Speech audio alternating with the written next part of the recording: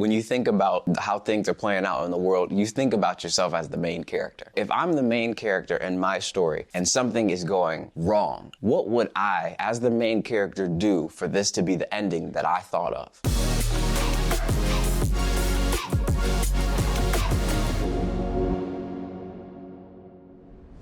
What is up, everybody? Welcome to another episode of the Today for Tomorrow podcast. For today's episode, Mike's got a subject. Yeah, so today we were talking about a title called Own Your Own Pain. And the reason that I thought about the title was I was just thinking about all of the opportunities that we have in 2024 to tell our stories where, you know, our fathers, our grandfathers, a lot of times they didn't talk at all. You know, and what I noticed was they carried themselves like, you know, like men, old school men.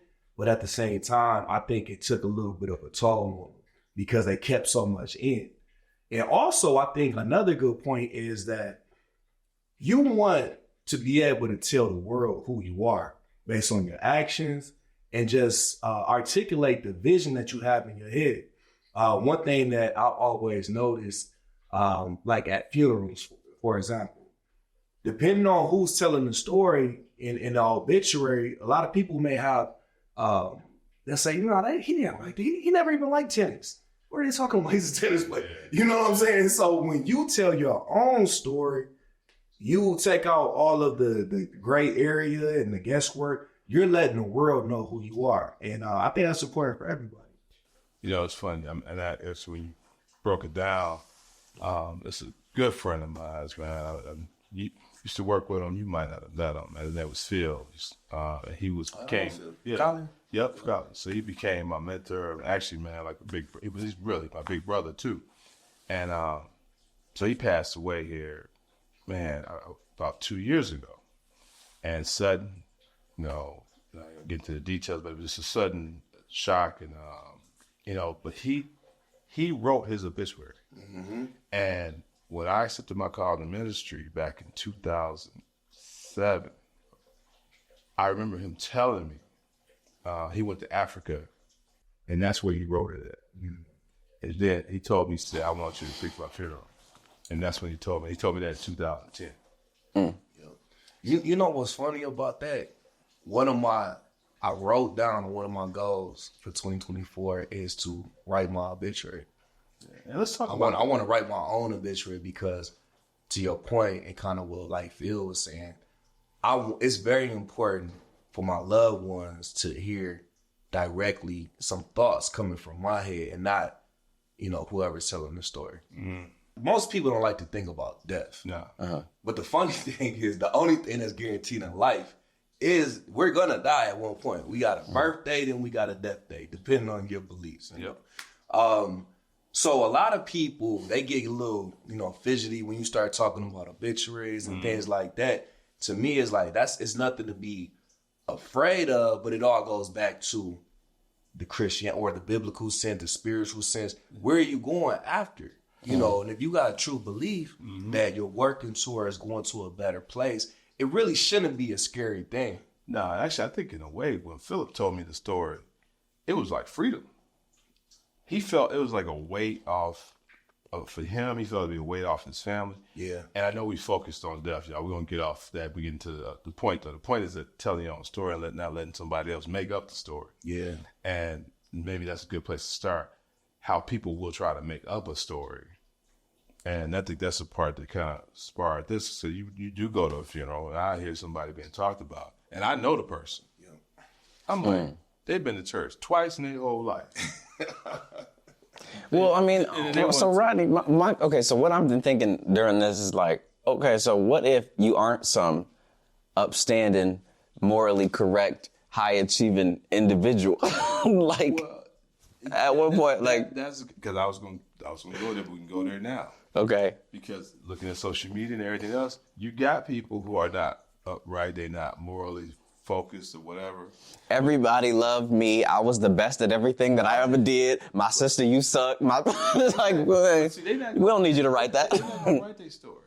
They're not writing their story now.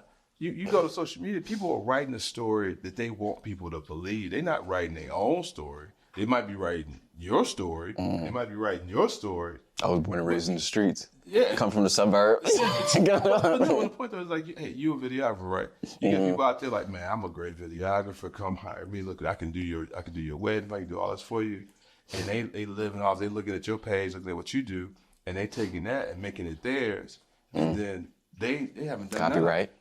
So this is a really good point though. I'm glad that it's coming out because just to clarify, and you spoke on it, Rodney. When we're talking about writing your obituary, it's two things. Like you got the literal sense where, when you put pen to paper, you can put whatever. Oh yeah, you can fabricate whatever. But the reality is, it's like the living word. We write our story every day. So when I say write my own obituary, I'm saying like do things that I've always wanted to do that maybe I only kept in here and in here. This is an example of rebuilding Detroit one house at one time. That's something I've had in my mind for years. And I could have let my life go by and die with some of those ideas versus actually writing my story by making illustrations in the world. So now the world can see some of my. That's what I mean by writing your own obituary. It's not necessarily the literal put pen to paper. Because, okay. Because I'm glad it came out. Because the thing is, you're dead. Whatever lies you want to say, it don't even matter. And to be honest, most people, if they're reading it, they're like, this not that guy. Right. Rodney said he knows. I was there. I know homie didn't do that. But when it's real though, it's gonna hit different. Cause like I don't know what Bill put on his obituary, but it may have been some things that he's never verbalized or articulated. And you're like, man, and when you know like a man is an authentic man, you know the type of life that he lived. Yeah. Hearing his actual thoughts, it just hits different. And it did. And it was all real, but it was things that he and I had talked about. Because really what you said, we really walk, the life we live, the walk we walk is telling our story. Whether we put it on pen or paper or not, people around us are seeing our story. They're seeing who we really are. Yeah. That's and it's just worth saying one more time. When we're saying write your own story, write your own obituary, it's the daily walk. What you do every day, how you impact other people, how you make them feel.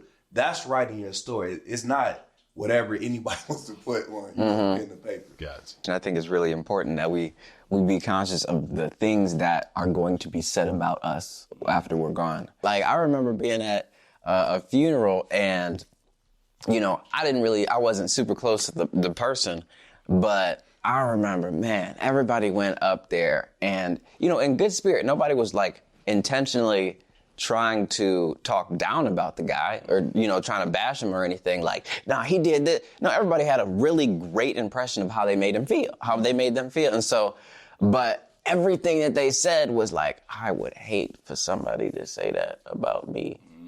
But they was all joking. Everybody, these was his homies. Everybody was, in high spirits about sharing their story. It was super funny and everything like that. But I'm like, they pretty much said you lazy. They said you ain't never did nothing. They said you ain't never gave to nobody. They said you was drinking. That's all they said. But everybody had a great time. I'm like, ooh wee. Yikes, that's the story. That's the story. The reality is that is some people's story.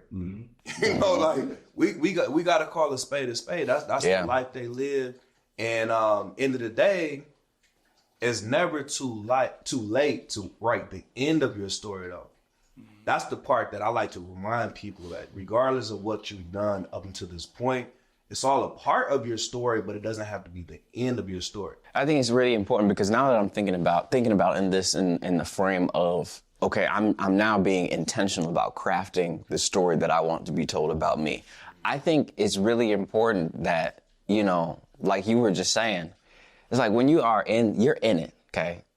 A lot of everybody's life, when you think about how things are playing out in the world, you think about yourself as the main character.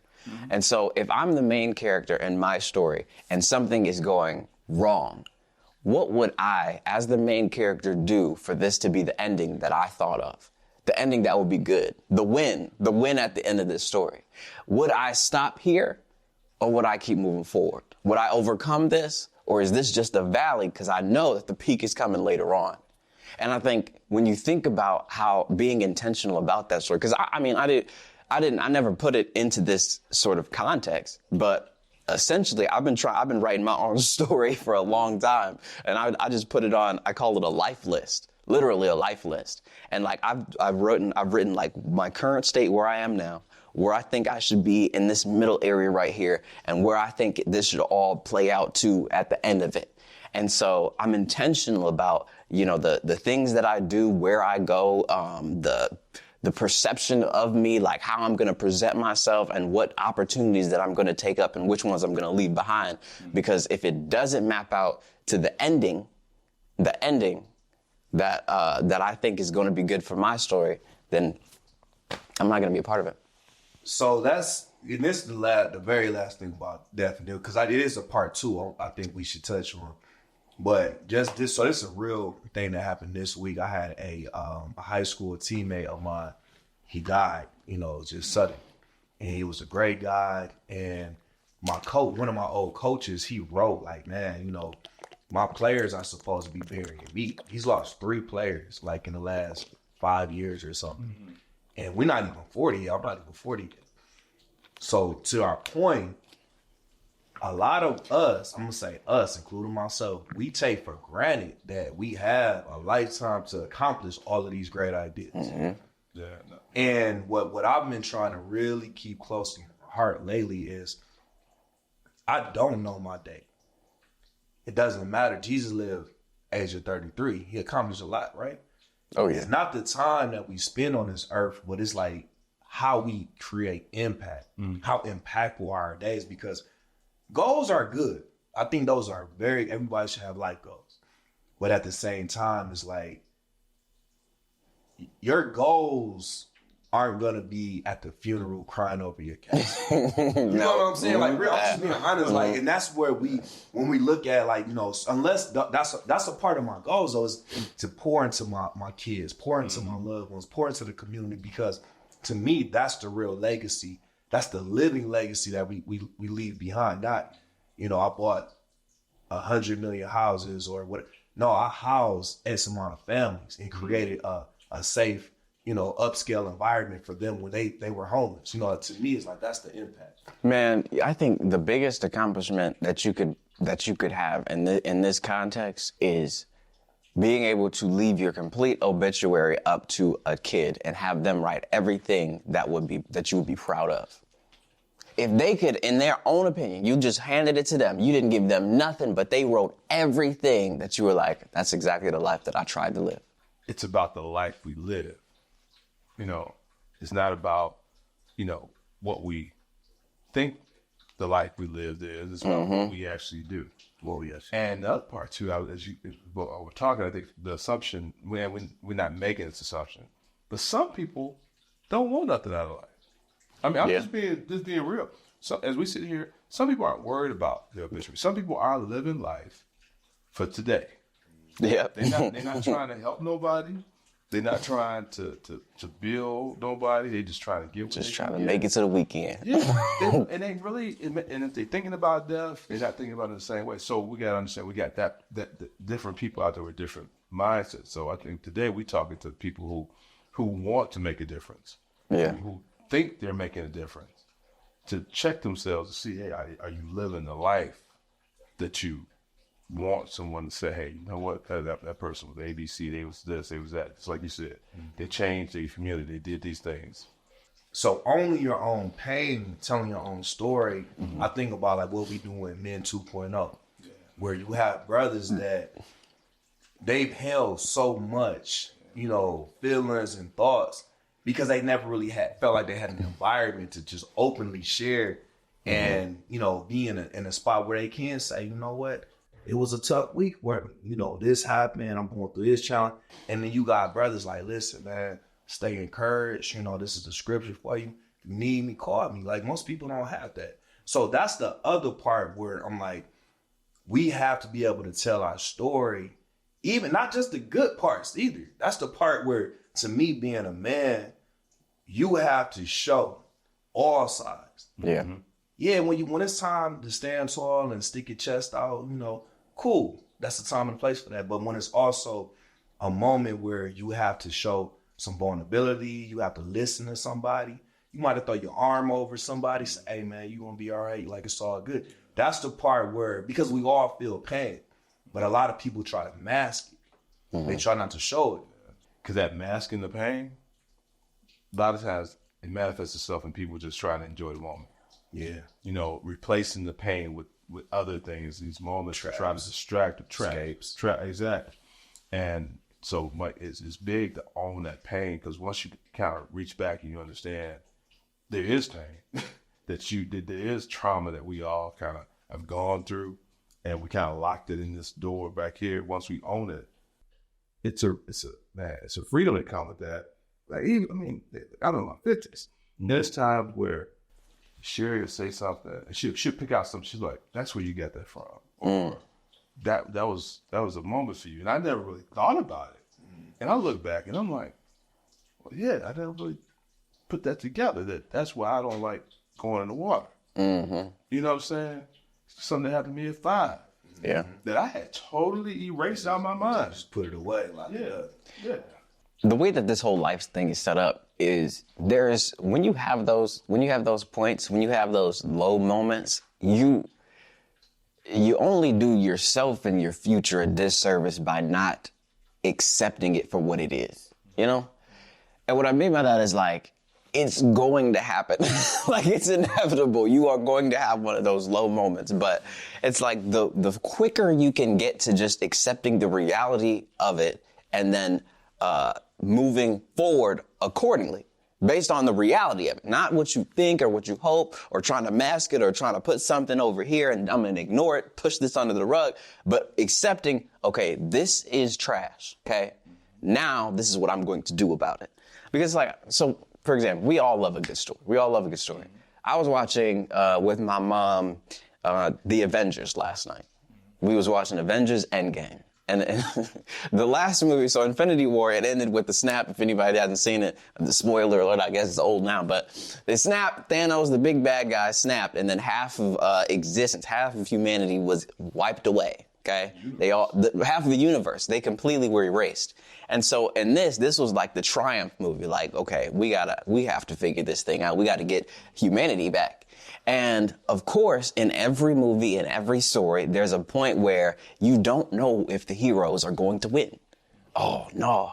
You know, there was they went back in time to go get the Infinity Stones. I know I'm getting real technical here. They went back in time to get the Infinity Stones, and then the mission didn't go according to plan.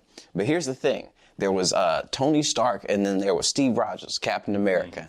And there was the point where they had messed up. They had failed. The Hulk hit Tony Stark and he lost the crystals and he was already stuck back in time or in the past. And so if he at that point decided that, you know what, I'm just going to live here now. I'm just going to live here and we're going to just act like this isn't the way it is. Then the movie doesn't play out where they actually get to the point where they win the battle.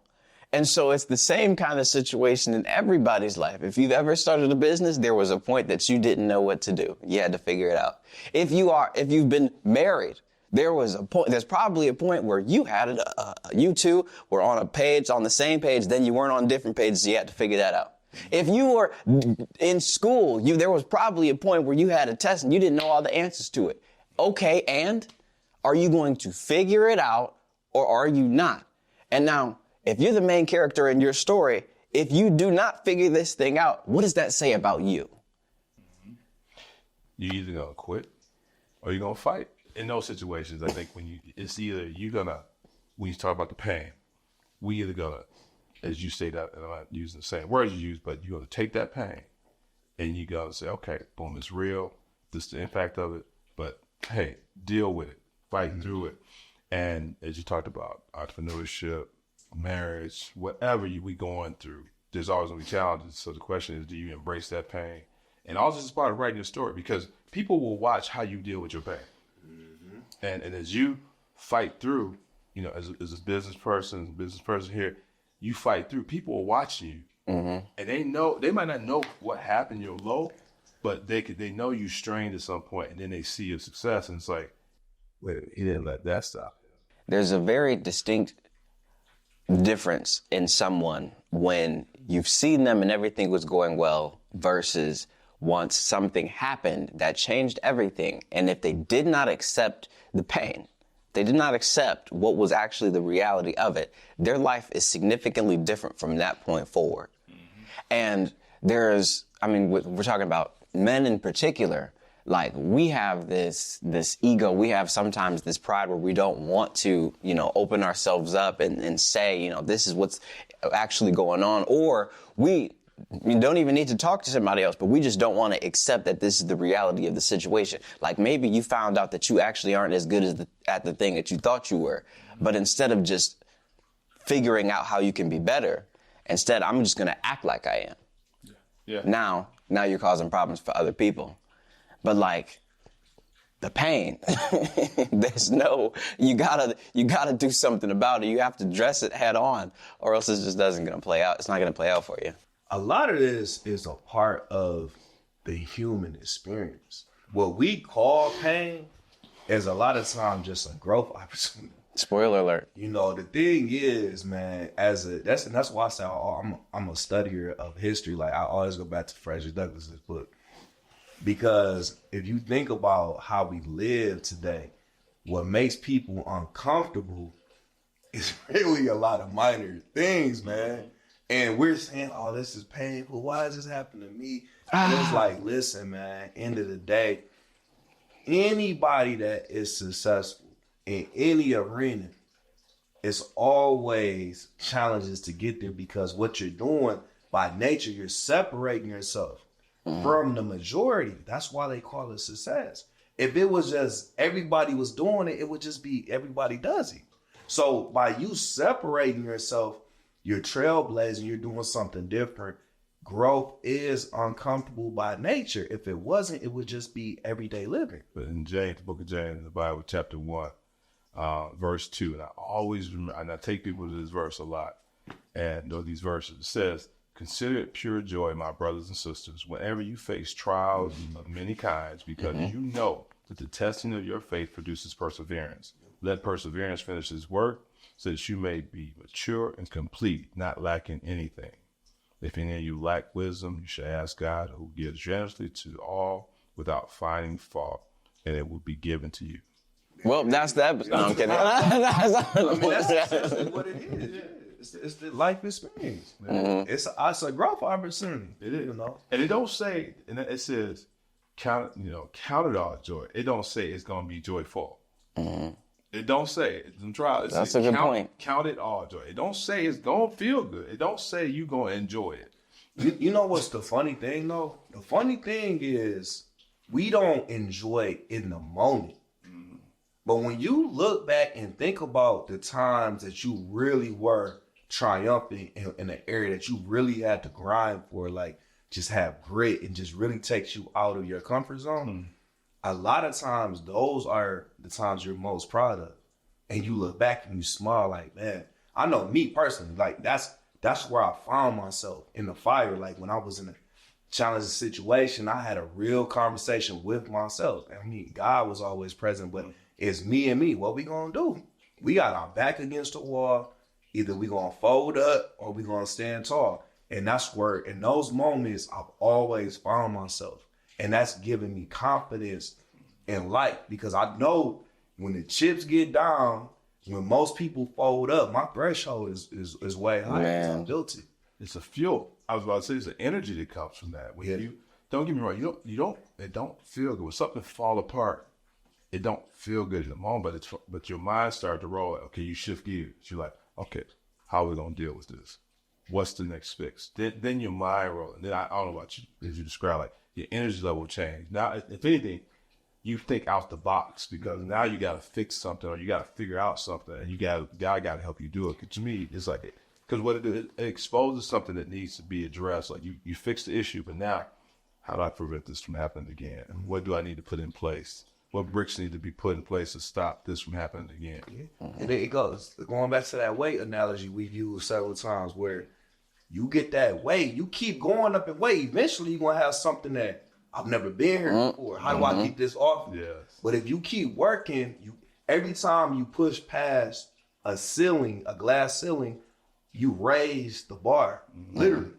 So now your ceiling is higher, and then you got to keep raising it.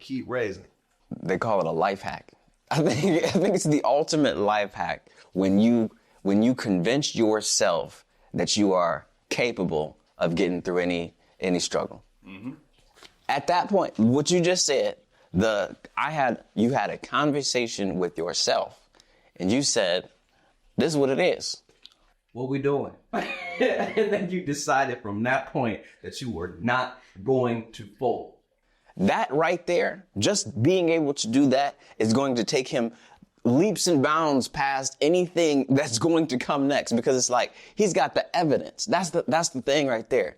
He's got evidence. I've gone through something like this before, or I've gone through hard things before, and I did not fold. So why would I fold now? Exactly. In football, we used to call it sudden change. Like, Sudden change. sudden change. You just got off a hard defensive series. You're like, all right, cool. We stopped and, pass me the Gatorade. Up, somebody fumbled. Well, sudden change. You got to run back on the field. It ain't no time to, oh, man, we just got off the field. Get on the field, do your job. It is what it is, sudden change. Back in the day when I was lifting weights like that, it's like when I got to that wall, that meant I needed to work different muscle groups. Right, because people will get on the weight bench. They want to press so much weight, and they think it's just all about bench pressing. But no, you got to build your shoulders. You got to build your tri. You got to build your forearms. You got to build everything that's going to be able to sustain you pushing that weight. Because the weakest point is what's going to get hurt. Yep. And so I just remember working shoulders harder, working my back harder, working my forearm. I mean, I was just trying to hit the small muscles to get to the next level up. You know what's the funny thing about all the physical muscles you just named that we have to build? In my opinion, I think the confidence muscle is the main muscle you got to build. And I'll give you a real illustration. In weights, we have spotters for a reason, right? When you got a spotter, you feel like, hey, bro, you got me? I got you, dog. You willing to go a little heavier, sometimes a lot heavier, because you confident.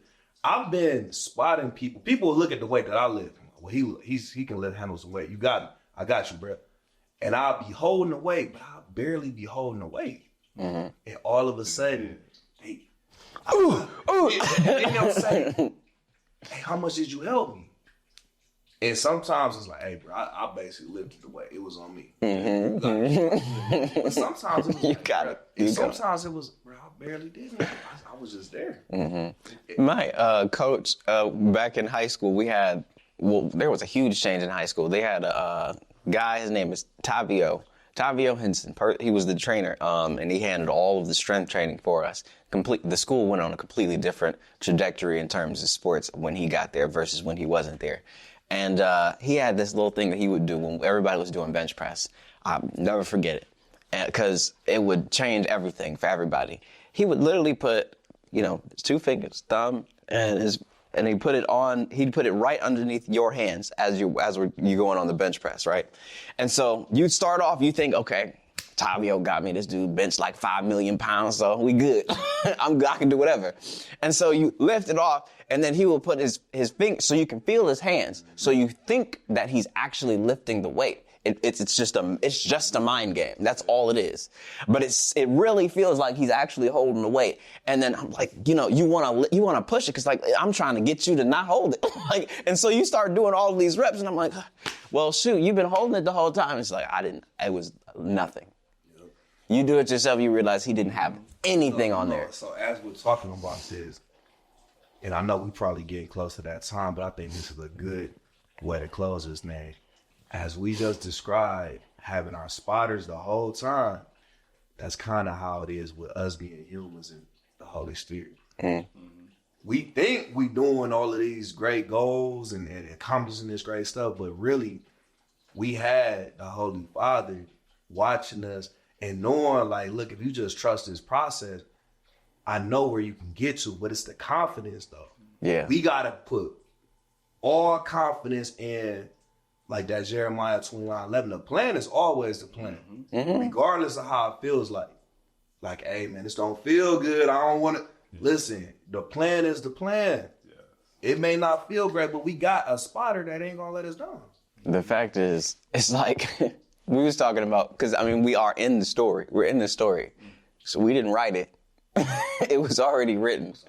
And so it's like, as the main, if I'm watching my life as a movie and I'm the main character in it, and I know that it was written for me to win, Jeremiah 29:11, you just said it. If I know it was written for me to win, I just need to keep moving. There you go. That's, you hit it. That's the key, because when you stop moving, when you give up, you ain't giving God nothing to work with.